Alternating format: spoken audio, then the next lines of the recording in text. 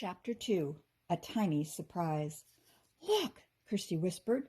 "There really is a pot of gold."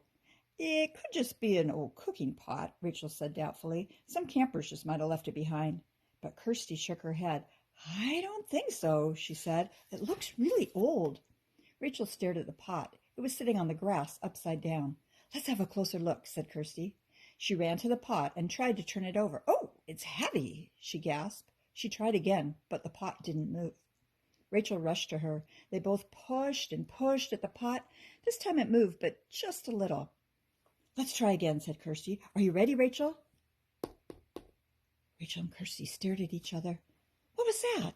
Rachel gasped. "I don't know," whispered Kirsty. "There it is again," Kirsty said.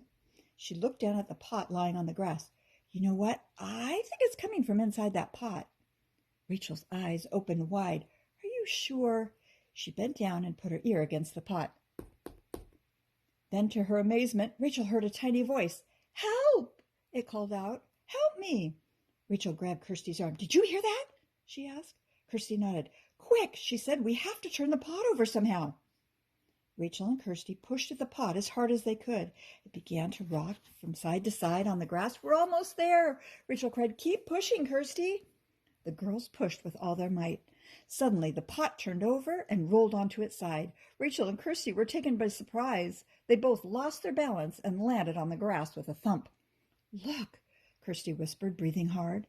A small shower of sparkly red dust had flown up out of the pot. Rachel and Kirsty gasped with surprise. The dust hung in the air above them, and there, right in the middle of the glittering cloud, was a tiny winged girl. Rachel and Kirsty watched in wonder as the tiny girl fluttered in the sunlight. Her delicate wings sparkled with all the colors of the rainbow. "Oh, Rachel," Kirsty whispered, "it's a fairy." Chapter 3. Fairy Magic. The fairy flew over Rachel and Kirsty's head. Her short, silky dress was the color of ripe strawberries. Red crystal earrings glowed in her ears, and her golden hair was braided with tiny red roses, and she wore crimson slippers on her little feet. The fairy waved her scarlet wand, and a shower of sparkling red fairy dust floated softly down to the ground. Where the dust landed, all kinds of red flowers appeared with a pop. Rachel and Kirsty watched open-mouthed. This really and truly was a fairy. "This is like a dream," Rachel said. "Oh, I've always believed in fairies," Kirsty whispered, "but I never thought I'd see one." The fairy flew toward them. "Oh, thank you so much," she called in her tiny voice. "I'm free at last." She glided down and landed on Kirsty's hand. Kirsty gasped. The fairy felt lighter and softer than a butterfly. "I was beginning to think I'd never get out of that pot," the fairy said. Kirsty wanted to ask the fairy so many things, but she didn't even know where to start. "Tell me your names quickly," said the fairy. She fluttered up into the air again. "There's so much to be done, and we have to get started right away." Rachel wondered what the fairy meant. I'm Rachel," she said. "And I'm Kirsty," said Kirsty. "But who are you?"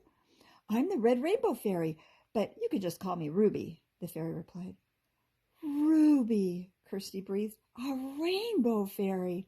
She and Rachel stared at each other in excitement. This really was magic. "Yes," said Ruby, "and I have 6 sisters. Amber, Sunny, Fern, Sky, Inky, and Heather. One for each color of the rainbow, you see." "What do rainbow fairies do?" Rachel asked. Ruby flew over and landed lightly on Rachel's hand. "It's our job to put all the different colors into fairyland," she explained. "So why were you shut up inside of an old pot?" asked Rachel. "And where are your sisters?" Kirsty added.